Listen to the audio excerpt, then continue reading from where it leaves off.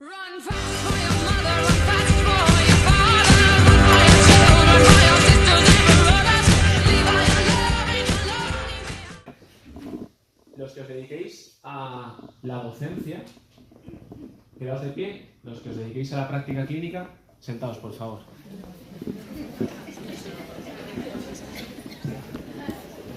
¿Vale? Sentaos, por favor, gracias. Y ahora, los que os dediquéis a la investigación, de pie, por favor. ¿Sí? Docencia investigadora. Muy bien. 2. Perfecto. Todos de pie otra vez.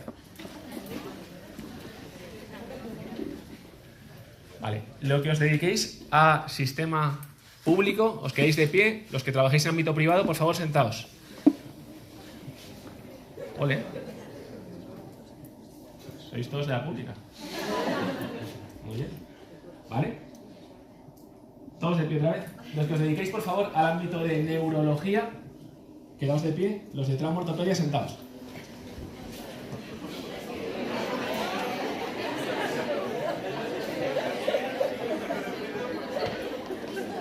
Vale, perfecto. Sentaos todos. Muchas gracias.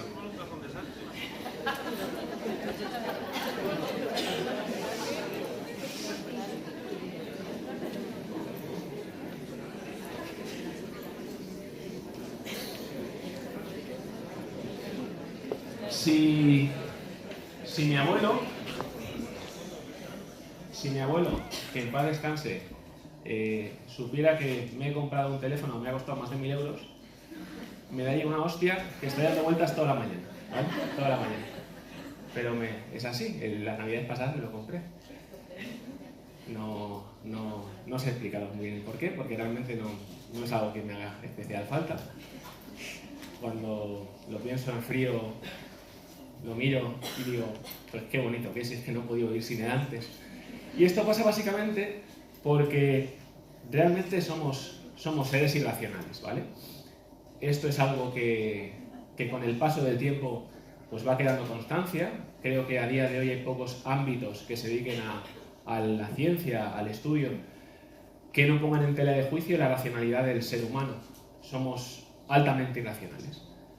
Todo lo que compramos, nuestros hábitos de consumo, son irracionales. La economía es irracional. Y la fisioterapia también es irracional, ¿vale?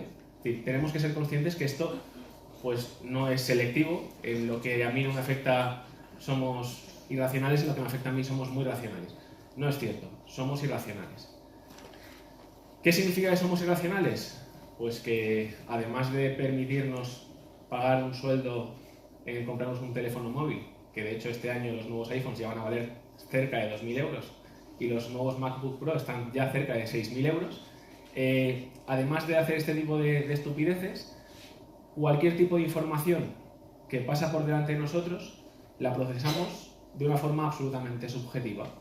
Es decir, somos individuos que todo lo que pasa por delante nuestro pues lo procesamos por una serie de filtros que básicamente son pues, nuestras creencias, nuestras experiencias previas, nuestros conocimientos, y en función de todo eso nos hacemos lo que se llama técnicamente un pajazo mental, y esto es que hago mi conjetura, mi hipótesis de lo que sucede. Y esto en consulta se ve mucho. Pasa mucho que entra el paciente y nosotros empezamos a recibir información y con esa información ya empezamos a generar una hipótesis. Pues yo creo que esto realmente tiene pinta de un problema miofascial. Lo más probable es que necesite utilizar punción para resolver el problema de este paciente y creo que no vamos a perder mucho más tiempo. Voy a empezar a ponerme los guantes, a preparar las agujas y el paciente mientras tanto me dice ¿dónde dejo la chaqueta y dónde me siento? Y dices, no se preocupe, tú me sé que ya está la cosa clara, ya está clara antes de empezar, ¿vale? ¿Por qué? Pues porque tendemos a encontrar aquello que nos gusta buscar. Es decir, el proceso de la historia clínica la vamos condicionando hacia lo que queremos encontrar. Y tenemos además muchas formaciones en el mercado, que por cierto es muy lucrativo y muy interesante. Tenemos muchas formaciones en el mercado que tienen mucha complejidad, que tienen mucha base de hipótesis, pero que luego es muy difícil de poder realmente contrastar.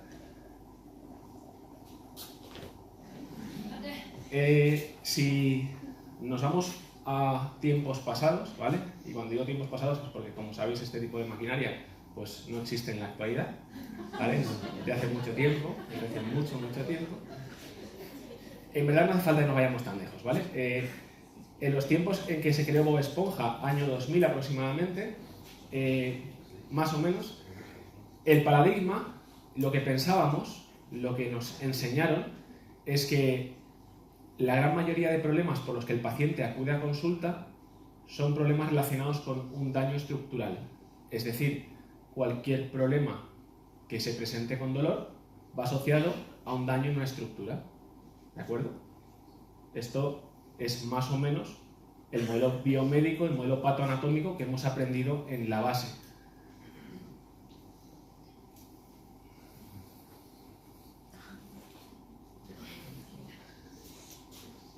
Si esto sigue así, acabaré en la camilla aquella. Tendemos a ser binarios. Somos de unos o de ceros. ¿Vale? He dicho antes somos irracionales, pero en algunas cosas funcionamos como la computación. Somos binarios. ¿Y qué significa que somos binarios? Pues significa que o blanco o negro. La escala de grises para nosotros no existe. Cuando hablamos de patoanatómico, decimos cualquier tipo de problema que presenta un paciente, cualquier tipo de presentación clínica, viene asociada a un problema en una estructura.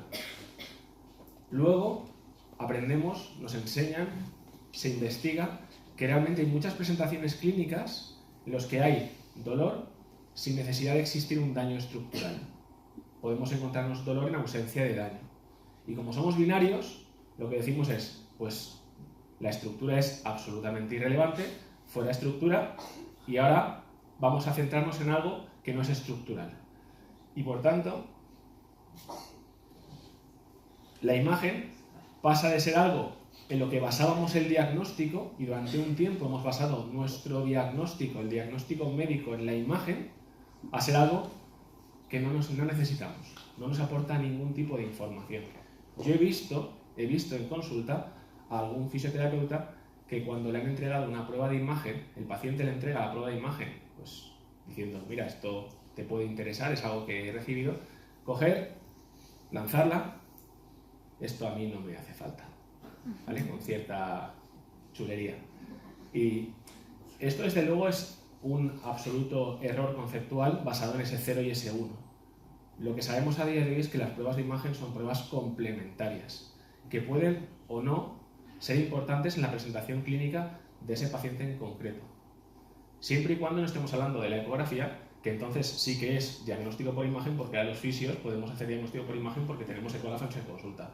Pero fuera de esa pequeña condición, en el resto de pruebas de imagen que hacen los médicos, ahí pues ya nos la cogemos un poquito más con papel de fumar. Y entonces, es importante que tengamos claro el concepto de relevancia. Algo puede ser relevante o puede ser significativo, y esa diferencia es muy importante a la hora de entender qué implica en el proceso del paciente. Si yo encuentro si en una prueba de imagen encuentro algo que es diferente a lo que espero encontrar, algo que podemos decir que es significativo, pero a lo mejor no tiene ningún tipo de relación clínica con el paciente, consideramos que eso no es relevante. Y lo mismo, fuera de la prueba de imagen, sucede con la presentación clínica. Puedo tener un paciente que venga con una presentación clínica X, que además venga con algún tipo de alteración relacionada con su mecánica, que sí puede estar implicada en el problema del paciente y por tanto ser relevante y algo que tengo que tener en cuenta para conseguir un éxito terapéutico, pero muchas veces no lo es. Es una presentación que está ahí, que no tiene relación directa con el problema que presenta y por tanto no es relevante. Y esto nos lleva a una pregunta que creo es importante que nos hagamos como profesionales sanitarios, y es, ¿qué es normal? Porque cuando hablamos de alteración, estamos hablando de algo que escapa de lo normal. ¿Qué es normal? Pues hay diferentes definiciones. Una de ellas habla de la campana de Gauss, de cómo se distribuye la normalidad. No voy a meterme en estadística porque no tengo ni puñetera idea, la verdad. Pero aquí, por ejemplo, se puede ver un ejemplo. un ejemplo sencillo, ¿no? De momento, esta es la cuarta ponencia que se da en las jornadas. Pues tenemos a gente muy inteligente que ha contado cosas súper interesantes. Tenemos a un montón de gente que cuenta cosas muy interesantes, y luego estoy yo, que voy a contar unas cuantas tonterías, y estoy en la parte izquierda de la tabla. Tenemos lo que es normal, lo que es supranormal y lo que es subnormal, ¿vale?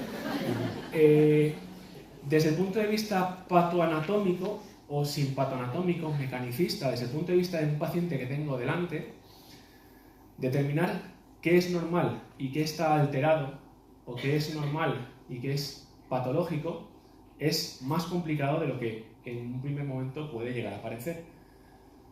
Este señor es Robert Sapolsky.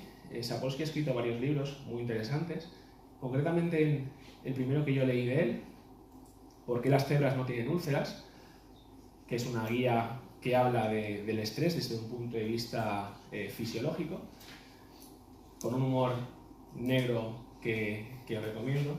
Tiene un capítulo en el que habla de una historia médica grotesca, ¿vale? Y la historia médica grotesca habla precisamente de la dificultad para determinar lo que es o no es normal. Y lo que cuenta es que hace mucho tiempo,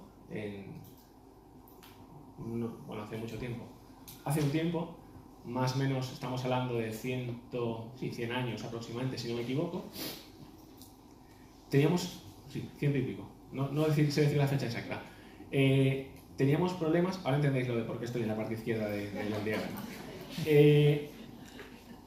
Hace un tiempo teníamos problemas para poder tener muestras representativas de normalidad. Empezó a haber un síndrome, el síndrome de muerte infantil súbita, que empezó a generar muchos fallecimientos en menores de 6 meses de edad, y que empezó a preocupar mucho a la comunidad médica, y querían poner solución a este problema. Y lo que intentaron es encontrar cuál era la causa de la muerte infantil súbita. A día de hoy sabemos que tiene que ver con un problema a nivel del sistema nervioso relacionado con el tracto respiratorio. Es un problema de sistema nervioso en una fase en la que todavía está el embrión formándose, que hay un problema relacionado con este sistema nervioso. En aquella época no se tenía ni idea de qué es lo que sucedía, ¿vale? Y lo que hicieron fue comparar niños que habían muerto por el síndrome de muerte infantil súbita con niños que habían muerto por causas naturales. Y lo que encontraron es que los niños que habían muerto por síndrome de muerte infantil súbita tenían el timo, la glándula de timo, pues muy grande. Y lo que decidieron hacer, que este es el problema más grande de todos de esta historia, lo que decidieron hacer fue, con carácter preventivo, irradiar a los niños para intentar reducirles el tamaño del timo y que el timo no pudiese bloquear la tráquea y acabar asfixiando a los niños, que es lo que en ese momento se pensó que sucedía. Esto provocó miles de casos de cáncer infantil asociado a esta irradiación preventiva en niños que no tenían por qué desarrollar ningún tipo de problema. ¿Y por qué se cometió este error? Pues básicamente por un problema conceptual. Consideraron normal algo que desde luego no lo era, y tuvo consecuencias catastróficas. ¿Qué niños habían muerto por causas naturales con menos de 6 meses? Pues en aquella época la verdad es que era muy difícil obtener gente que se prestara a la ciencia una vez había fallecido, básicamente por temas religiosos, y las universidades tenían muchas dificultades para encontrar sujetos a los cuales poder estudiar. Entonces empezó a se hizo un poco la moda de robar cadáveres en los cementerios, y de hecho en Inglaterra es muy frecuente encontrar los mort safes, ¿vale? Que básicamente son pues, estructuras para intentar dificultar la tarea a los que se dedicaban a saltar tumbas. Y tanto es así que la gente que tenía dinero podía proteger a sus seres queridos, la gente que no tenía que montar patrullas urbanas para inflar a hostias cuando alguien se acercara al cementerio. Entonces la práctica empezó a ser un poco peligrosa y directamente empezaron a matar a indigentes para poder entregar sus cuerpos a la ciencia. Pues esto provocó mucho malestar, empezaron a quemar hospitales, y al final la reina Victoria tuvo que intermediar y decidió que cualquier persona que muriera en la indigencia, su cuerpo pasaría a ser estudiado por la ciencia. Con lo cual, las muestras de niños de menores de 6 meses que tenían los médicos para poder estudiar eran aquellos niños que habían muerto principalmente por desnutrición, diarreas crónicas y problemas que generan mucho estrés en el sistema fisiológico y que lo que hacen es reducir el tamaño del timo. Es decir, un timo anormalmente pequeño es un timo patológico asociado a un estrés mantenido, y lo que se tomó como bueno era realmente lo malo. Es decir, lo que se consideró que estaba bien era lo que no estaba bien, y la consecuencia de eso fue muy mala. Y hace una reflexión final en el capítulo que yo os traslado a vosotros aquí. Es muy difícil establecer lo que es normal, porque una vez se establece lo que es normal, todo lo que sale de esa normalidad vamos a considerarlo como algo que tenemos que tratar, y no siempre es así. De hecho, os he puesto en la campana de Gauss que en la parte derecha hay gente también. Yo he tenido la suerte de trabajar en el ámbito deportivo, y digo la suerte porque desde luego es algo que me gusta mucho, y he trabajado con gente que está en el ranking de los 5 mejores del mundo en el deporte que practica, concretamente en judo. Y yo he visto cosas muy raras, que no son patológicas. En 66 kilos, el coreano, que no recuerdo ahora su nombre, pero no sé si lo vais a conocer muchos de vosotros, es capaz de hacer una rotación externa de hombro en el cual en 180 grados es capaz de generar una capacidad de potencia brutal. De hecho, muchísimos combates los gana desde aquí. O sea, desde aquí saca una fuerza espectacular. ¿Eso es normal? No es lo habitual. ¿Es patológico? Con el tema de la prevención, en la cual yo creo encarecidamente y creo que es muy importante, y es un ámbito que desde luego la fisioterapia tiene todavía por explotar, tenemos la dificultad de muchas veces intentar o pretender corregir alteraciones que no son en ningún caso relevantes y que por tanto no hay por qué corregir. Y os invito a que tengamos cierta precaución al respecto. Sobre todo porque además muchas veces podemos considerar que algo es la causa de un problema cuando a lo mejor es la consecuencia. O cuando a lo mejor es solamente un factor que contribuye a ese problema o que predispone a ese problema. Pero no es lo que tenemos que tratar. Y alguna vez veréis a un paciente que tiene una restricción en la movilidad del hombro, con dolor, que a lo mejor trabajando desde cervical encuentra una mejora en el rango y en la sintomatología. ¿Tenemos agua? Gracias.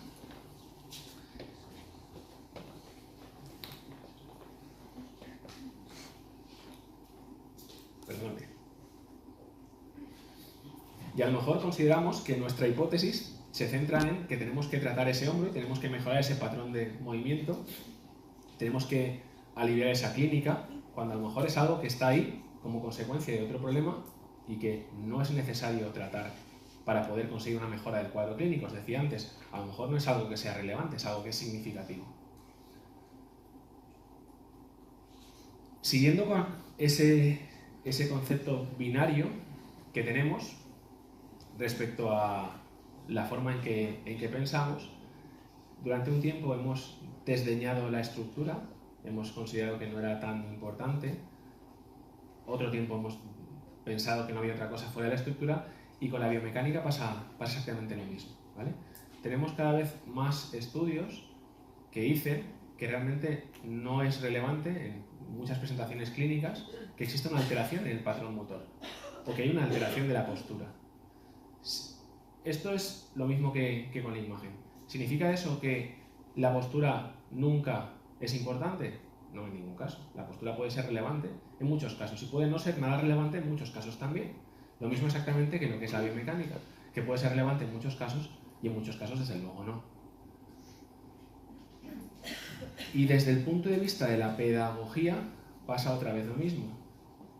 Yo he visto compañeros que prácticamente han cogido la camilla, la han sacado de la consulta, se han puesto la bata, se han puesto la pizarra y han dicho: yo lo que tengo que hacer es educar al paciente.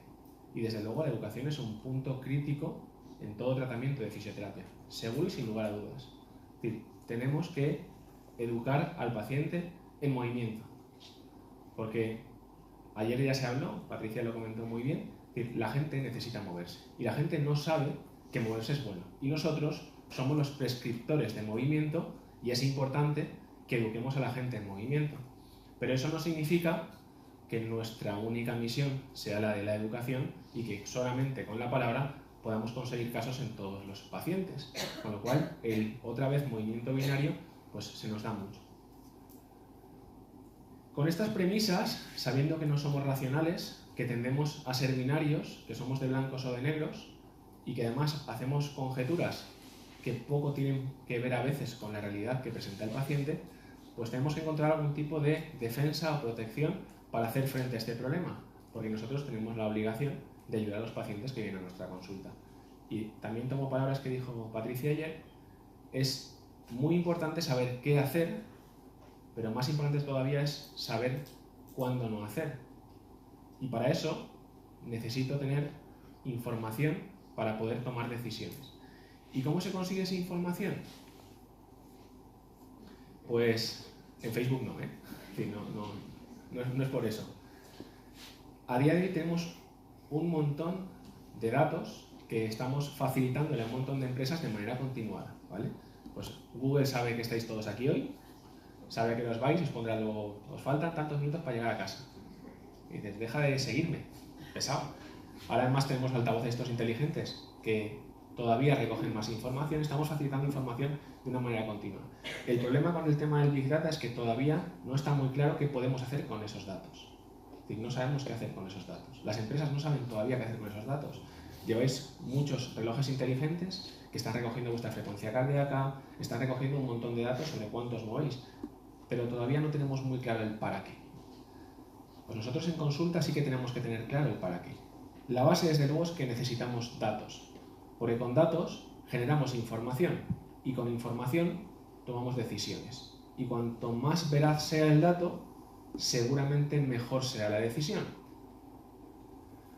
Es exactamente lo mismo para pilotar un avión, para llevar una clínica o para cualquier otra cosa. Necesitamos datos y en base a los datos generaremos información. ¿Qué datos me facilita el paciente? Pues del paciente puedo extraer datos subjetivos y datos objetivos. ¿Qué son datos subjetivos?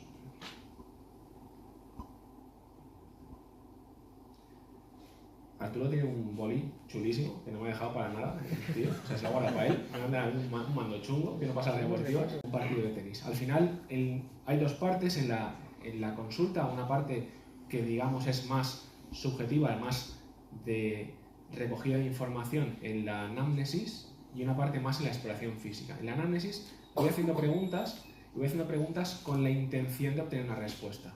Y digo la intención de obtener una respuesta porque no es cojo la historia y empiezo a hacer preguntas y preguntas y preguntas y voy rellenando la información, sino que en función de la pregunta y la respuesta lanzo una nueva pregunta que genera una nueva respuesta para luego una nueva pregunta que me haga ir hacia una dirección u otra. Hay un concepto que Miguel ha comentado antes, que es el de la confirmación de la hipótesis. A mí me gusta mucho más el concepto de falsación de hipótesis, que en verdad es un tema básicamente de léxico, pero es voy a intentar plantearme que la hipótesis que tengo es errónea. Voy a intentar plantearme que lo que estoy intentando encontrar, no estoy intentando encontrar nada, sino que la información me guía hacia una dirección o hacia otra. Porque si intento confirmar lo que presupongo, que no es lo que la plantea en ningún caso, lo digo ya, antes de que luego me coja por banda, las preguntas que voy haciendo, lo que pretendo es encontrar suficiente información para, en base a esa información, ver si estoy produciendo o no cambios con lo que estoy aplicando. Habéis visto unos vídeos muy interesantes y habéis visto además el final, que me ha parecido muy chulo, que es el antes y el después. Hay cambios antes y después, ostras, hay unos cambios significativos. Y además, si van relacionados con el objetivo del paciente, son cambios relevantes. Entonces, necesito información y esa información la obtengo o bien preguntando, y aquí yo no soy muy amigo del Dr. House, que dice el paciente siempre miente, yo me creo lo que me cuenta, y lo registro para poder objetivar si esos cambios están sucediendo o no y van alineados con lo que me he planteado como objetivo en base a lo que el paciente me ha dicho. Y luego tengo la parte de la exploración física. En la parte de exploración física puedo extraer muchas medidas de referencia. Esto es como si en la parte de la historia clínica le preguntara por su signo del horóscopo, puedo preguntarlo perfectamente, no sé para qué lo quieres preguntar, pero lo puedes preguntar si quieres. Es algo que en ningún caso va a ser relevante, seguro, da igual lo que creáis, no va a ser relevante. En la parte de exploración física pasa exactamente lo mismo. Podemos hacer mediciones de cosas como el perímetro de la cabeza, para alguna cosa entiendo que servirá, para lo que yo suelo ver en consulta, desde luego no le encuentro mucha utilidad. Y hay una medida que os recomiendo encarecidamente, que se llama, tal y como pone ahí, el CSOM, el Client Specific Outcome Measure. ¿Y qué significa la medida específica de salida del cliente? He dicho cliente y no he visto a nadie escandalizarse. Lo he dicho expresamente y luego hablaré más sobre clientes, ¿vale? Porque a mí me gusta mucho el concepto de paciente y cliente. Es que yo trabajo en la pública, no son clientes. Son clientes, pagan exactamente igual, ¿vale? De hecho, pagan más que los de la privada, normalmente. Pero luego nos pegamos con esto. Esta es la medida específica que tiene mi paciente y está relacionada con el problema que presenta. ¿Esto qué significa? Que si mi paciente me dice que tiene problemas para coger un objeto de una estantería, pues aquellos parámetros que tengan relación con su problema directamente serán esas medidas que voy a utilizar para poder valorar y revalorar si estoy produciendo cambios intrasesión y con el paso de las sesiones, y si esos cambios son suficientes y van alineados con lo que el paciente quiere.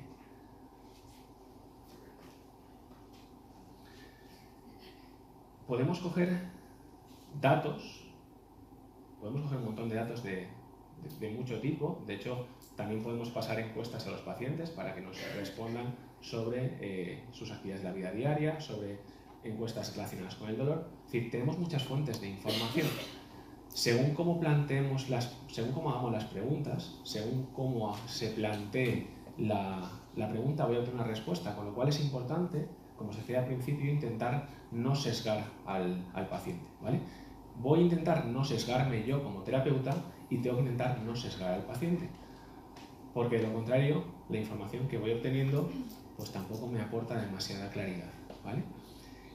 Hay una pregunta que me gusta hacer en los eventos, pero suelo hacerla de manera anónima. Aquí la voy a hacer abiertamente, no quiero que me respondáis, lo digo ya, ¿vale? Ya sé la respuesta, es una respuesta que tengo clara antes de lanzarla. Y básicamente es, ¿cuál creéis que es la forma correcta de limpiarse el culo? Y os doy dos respuestas, ¿vale? De pie y sentados. Entonces, esta pregunta que decís, hostia tío, se le ha ido un poquito la cabeza.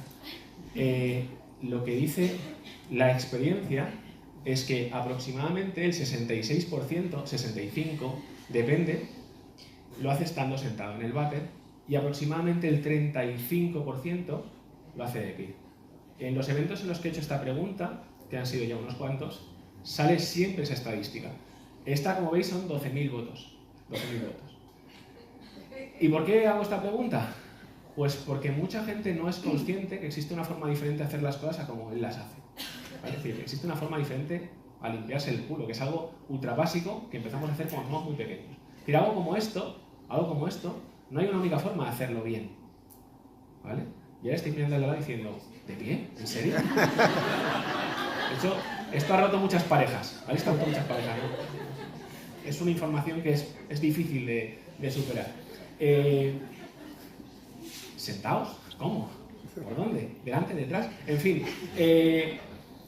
hay diferentes formas de hacer las cosas. Hay diferentes formas de entender las cosas, ¿vale? No hay una única manera. No solamente se puede limpiar uno de pie o sentado. Y no solamente se puede resolver el problema de la forma que a nosotros nos han enseñado. Y por tanto, pues debemos ser conscientes que, además de ser altamente irracionales y de tender a condicionar muchas veces las respuestas del paciente, además, la realidad que se nos representa a lo mejor no es la única realidad, ¿vale? A lo mejor no es la única realidad. ¿Cómo puedo intentar no sesgarme? ¿Cómo puedo intentar mantenerme algo alejado de todo esto? Siendo objetivo. Y aunque eso es muy difícil porque somos, como he dicho antes, seres subjetivos, tenemos suficientes datos para poder intentar objetivar si tiene sentido o no lo que estamos haciendo. Lo que vamos a hacer es recoger información y con esa información montar un puzzle. Voy a ir cogiendo diferentes piezas y voy a ir viendo si la imagen que tengo encima de la mesa se asocia a algo. Pues parece que es verde, pues igual es un árbol. Además ahora hay algo marrón, pues igual sí es un árbol. Cuando voy poniendo más piezas voy viendo que la imagen empieza a tener sentido. Cuanta más información voy recogiendo, tanto en la parte subjetiva como en la parte de la exploración, más piezas voy teniendo encima de la mesa. Si mi paciente me dice que tiene un problema en la parte anterior de la rodilla, conforme me va contando no encuentro ningún gesto que realmente asocie a ese dolor, como ayer contaba en una de las historias Patricia, pero luego en la exploración física encuentro que hay ciertos movimientos en el segmento lumbar que sí pueden tener algún tipo de relación con un incremento o una disminución de los síntomas en rodillas, a lo mejor el problema que tiene mi paciente es un problema lumbar que irradia dolor a la rodilla, y lo que tengo que hacer es falsar esa hipótesis con los test que conozca para intentar ver si tiene sentido en esa dirección o en otra diferente.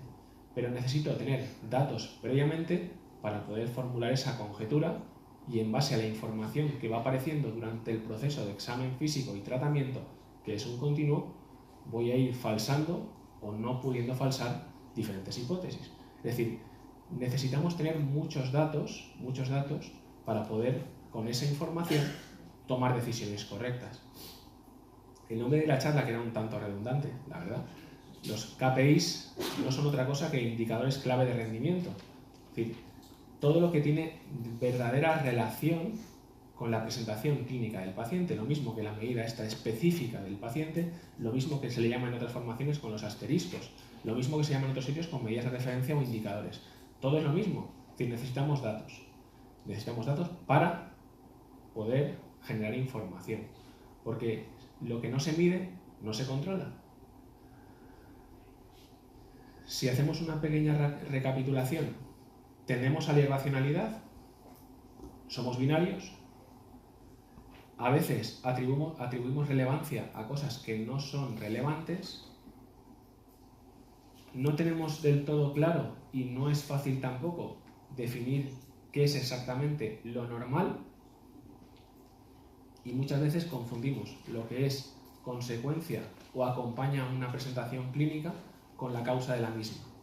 Muchas veces, cuando hablamos de factores contribuyentes, los confundimos como parte o como la presentación clínica en sí misma, los tratamos y no encontramos un cambio que realmente podamos atribuir a lo que estamos haciendo. Lo acabo de decir, lo que no se mide no se controla. Y además, con esto de lo de limpiarse el culo, creemos que la verdad con la que estamos trabajando es la única verdad, cuando a lo mejor no se acerca ni siquiera un poquito a lo que el paciente realmente tiene. Qué difícil, qué chungo. En verdad esto, desde luego, es más difícil de lo que sería ideal si fuéramos solamente con una prueba de imagen y dijéramos, mira, le duele el tobillo, hacemos una radiografía de tobillo y efectivamente se observa un esguince de tobillo, porque esto es muy habitual, se observa un esguince de tobillo en la radiografía. Yo he visto muchos pacientes con esguince de tobillo en la radiografía. Pues si fuera así, esto sería muy chulo, pero no es así, y como las reglas del juego son otras, tenemos que adaptarnos a ese juego. Tuve una paciente de 11 años que vino a la consulta con hinchazón en el tobillo derecho. La trajo su madre porque le llamaba mucho la atención el hinchazón que tenía, pero la niña no tenía ningún tipo de dolor y además no recordaba haberse hecho un esguince. Entonces dices, 11 años, pues estará jugando en el patio, se habrá torcido el tobillo, no se habrá dado ni cuenta, pero que en ningún gesto provoque síntomas, flexión plantar, inversión, sobrepresión, ningún tipo de síntomas, pues estas son las piezas que tenemos encima de la mesa, y con esas piezas tenemos que falsar una hipótesis. Tenía efectivamente un hinchazón, pero cuando tú tocas ese hinchazón, y aquí es interesante lo del tema de binarios, porque entonces alguien puede saltar y decir, tocar, no está demostrado que realmente seamos fiables y sensibles.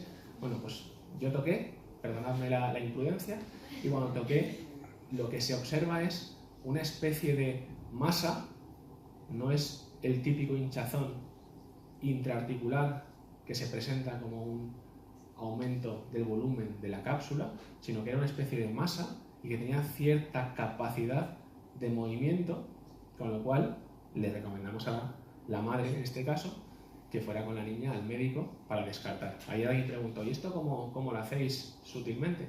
Pues básicamente es intentando desde luego no alertar, es decir, hay cosas que necesito primero descartar para poder seguir con mi tratamiento. Entonces, te mando una hojita, se le hace estas pruebas, se descarta que exista un problema relacionado con un problema articular en el tobillo. Por favor, ruego más estudios o lo que sea necesario. La paciente tenía un tumor benigno, una tumoración benigna, no recuerdo el nombre técnico, se hizo una cirugía, se extirpó, ningún tipo de problema, ¿vale? No fue en ningún caso nada grave ni nada trágico. Pero esta decisión la puedes tomar si unes los puntos que tienes para acabar viendo una imagen. Si cogemos solamente partes de información, podemos llegar a errores fáciles porque tenemos la prisa de tobillo. Tobillo, lo habitual siempre, en un porcentaje muy alto, la campana de Gauss, es que haya algún tipo de lesión cápsulo-ligamentosa. Pues a veces nos encontraremos problemas relacionados con el sistema nervioso, a veces nos encontraremos problemas relacionados con estructuras blandas, a veces encontraremos otros problemas, ¿vale? Tenemos que ver siempre en cada paciente toda la información y esa información se basa única y exclusivamente en la recogida de datos. Muchas gracias.